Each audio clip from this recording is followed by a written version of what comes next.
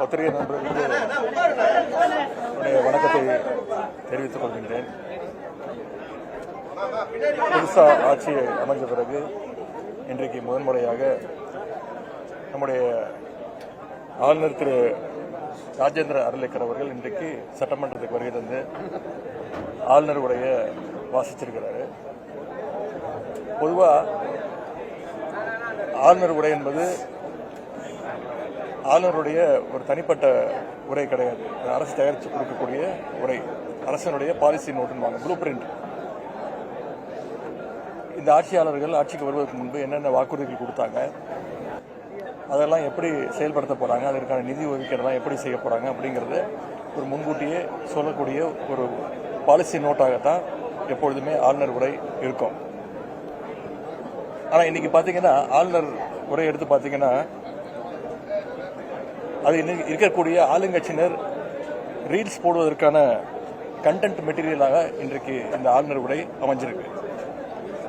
அந்த அளவுக்கு முதலமைச்சர் அவர்கள் தன்னை பற்றியும் தன்னுடைய கட்சியை பற்றியும் ஒரு தம்பட்டம் அடித்துக் கொள்ளக்கூடிய ஒரு சுயபுராணம் பாடிக்கொள்ளக்கூடிய ஒரு உரையாகத்தான் இன்றைக்கு இந்த ஆளுநர் உரை அமைஞ்சிருக்கு. இன்னும் நீங்க குறிப்பிட்டு பார்த்திருப்பீங்க, கடந்த 5 வருடங்களாக திராவிட முன்னேற்ற கழக திராவிட மாடல் அரசும் போது எங்களுடைய முதலமைச்சர் எங்களுடைய அரசு தயாரித்து கொடுக்கக்கூடிய எந்த உரையும் ஆளுநர் முழுசா படிச்சதே கிடையாது. அதில் பல திருத்தங்களை ஆளுநர் செய்வார். ஆனால் இந்த முறை பார்த்தீங்கன்னா ஆளுநர் அவர்கள் இந்த அரசு என்ன தயாரித்து கொடுத்திருக்கிறதோ அதை அப்படியே ஒரு வரி மாற்றாமல், ஒரு எழுத்து மாற்றாமல் அப்படியே வாசிச்சிருக்கிறாரு. இதிலிருந்தே இந்த அரசுக்கும் ஆளுங்கட்சிக்கும் பாஜகவுக்கும் ஒரு இணக்கமான ஒரு சூழ்நிலை, ஒரு கனெக்ஷன் ஏற்பட்டு விட்டதோ அப்படிங்கிற எண்ணம் அனைவருக்குமே ஏற்பட்டிருக்கு. அவங்களுடைய சொந்த புராணத்தை எல்லாம் தவிர்த்துட்டு பார்த்தீங்கன்னா ஒலிம்பிக் மையங்கள், திறன் பயிற்சி மையங்கள்,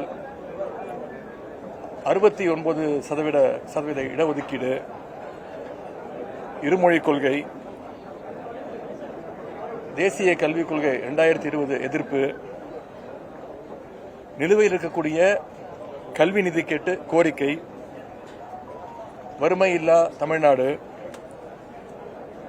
உயர்நீதிமன்றத்தில் தமிழ் வழக்காடு மொழி, சென்னையில் உச்சநீதிமன்ற கிளை, கீழடி உள்ளிட்ட அகழாய்வுகள், இந்தியாவிலேயே அதிகமாக நகர்மயமான மாநிலம் தமிழ்நாடு. இப்படி எங்களுடைய அரசினுடைய திட்டங்கள், சாதனைகள், கோரிக்கைகளை தான் மீண்டும் இவங்க படிச்சிருக்கிறாங்க. இப்படி கடந்த திராவிட மாடல் அரசினுடைய திட்டங்கள் மேல ஸ்டிக்கர் ஒட்டிட்டு இவங்க ஆட்சியினுடைய தோல்விக்கான பழியை தூக்கி மீண்டும் திராவிட மாடல் அரசின் மீது, திமுக அரசின் மீது இவங்க போட்டிருக்கிறாங்க. மிகுந்த காழ்ப்புணர்ச்சியோட இந்த ஆளுநர் உரை அமைஞ்சிருக்கு. 2-3 இடங்கள்ல ஆளுநர் உரையில சொல்லியிருக்கிறாங்க, சென்ற அரசினுடைய நிர்வாகம் சரியில்லை அப்படின்னு குறிப்பிட்டு காட்டியிருக்கிறாங்க, சொல்லியிருக்கிறாங்க. இதை நாங்கள் உண்மையா கண்டிக்கிறோம். அப்படி ஆட்சி நிர்வாகம் சரியில்லாம இருந்திருந்தா எப்படி இவங்க சுட்டிக்காட்டிருக்கிற மாதிரி பல திட்டங்களை எங்களுடைய அரசு நிறைவேற்றி காட்டியிருக்கோம். உதாரணத்திற்கு சென்ற வாரம் நம்முடைய முதலமைச்சர் அவர்கள் டெல்லிக்கு போய் நிதி ஆயோக் கூட்டத்தில் நம்முடைய தமிழ்நாடு கடந்த 5 ஆண்டுகளில் எவ்வளோ திட்டங்களை செஞ்சிருக்கிறோம், எவ்வளோ சாதனைகள் செஞ்சிருக்கிறோம், இன்னைக்கு இந்தியாவிலேயே பொருளாதாரத்தில் 2வது இடத்துல இருக்கோன்னு பெருமை பேசியிருக்கிறார். அதெல்லாம் அவருடைய ஒரு மாச ஆட்சியுடைய சாதனைகளா? கிடையாது. எங்களுடைய தலைவர், எங்க முன்னாள் முதலமைச்சர், எங்களுடைய தலைவர், எங்களுடைய திராவிட மாடல் அரசுடைய சாதனைகளை தான் போய் டெல்லியில் போய் நம்முடைய முதலமைச்சர் அவர்கள் வாசிட்டு வந்திருக்கிறார். அந்த வகையில் மொத்த முரண்பாடுகளுடைய உருவமாகத்தான் இன்றைக்கு இந்த ஆளுநர் உரை அமைஞ்சிருக்கு. இந்த அரசு அமைஞ்சு 1 மாசத்துக்கு மேல ஆச்சு, 38 நாட்கள் ஆச்சு. இவங்களுக்குன்னு சொல்றதுக்கு சாதனைகள் எதுவுமே இல்லை.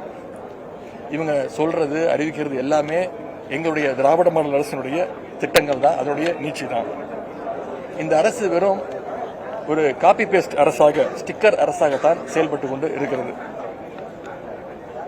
ஆட்சிக்கு வருவதற்கு முன்பு தேர்தல் வாக்குறுதியில பல்வேறு திட்டங்களை இவங்க சொல்லியிருக்கிறாங்க. அந்த திட்டங்களை எல்லாம் எப்படி நிறைவேற்ற போறாங்கன்னு ஒரு ப்ளூ பிரிண்டாக, ஒரு முன்னோட்டமாக, ஒரு ட்ரெய்லராகத்தான் இன்னைக்கு இந்த உரை இருக்கும்னு நாங்கள் நினைச்சோம். மக்களும் அதை எதிர்பார்த்தாங்க. ஆனா இவங்களுடைய அறிவிப்புகளை எப்படி நிறைவேற்ற போறாங்கன்னு, எதிர்காலத்தில் ஒவ்வொரு திட்டத்தையும் எந்த காலத்தில் நிறைவேற்ற போறாங்கன்னு இந்த ஆளுநர் உரையில இடம்பெறும்னு நாங்கெல்லாம் நினைச்சோம். மிகுந்த ஏமாற்றம் அளிக்கின்றது.